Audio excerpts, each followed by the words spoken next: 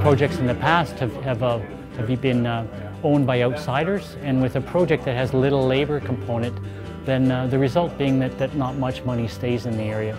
So we've developed these community-based projects to ensure that we not only keep more money in the area, but learn more about managing our own economy. And in a community like this, just to give some examples, this community spends about $45 million every year on energy. So that's $45 million that we pull out of our pockets, write a check, and it disappears. We never see that money again. If we were to take a percentage, if we could get half of that energy and produce it in the area, it would probably be the equivalent of having about 500 people working in the area.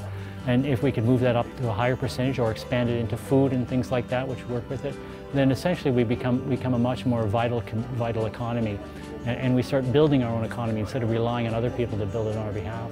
With this project, we're going to be retaining 51% ownership, so essentially we control the project.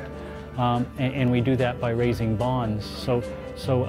We've introduced this concept of Northern Solar bonds. It's been approved by the Financial Services Commission of Ontario. One of the examples I think that I heard about directly from the manager of the project was a community in Austria that had 9 communities that they put in district energy for.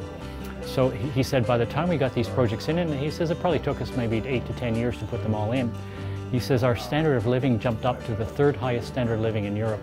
And he says we were a rural community. We didn't expect that to happen. We didn't do it because we didn't realize the impact it would have on our community. We did it because it was going to save us a little bit of money. And I think that's sort of empowering, I think, because right now people invest money and it just goes to some place and they don't really know what it's doing. Whereas this will show people that, you know, the money they have has power, and they shouldn't. If they give it away, they give away the future. But they can actually use it to revitalize their community. And so that's the sort of I guess the secret of investment is realizing that you can get paid more than once for it. You can get paid financially, but you can also get a social return. It feels good knowing that money's doing something useful from an environmental perspective and from a community perspective. Historically, we've let governments and corporations sort of design our future, and so this way we can design our own future.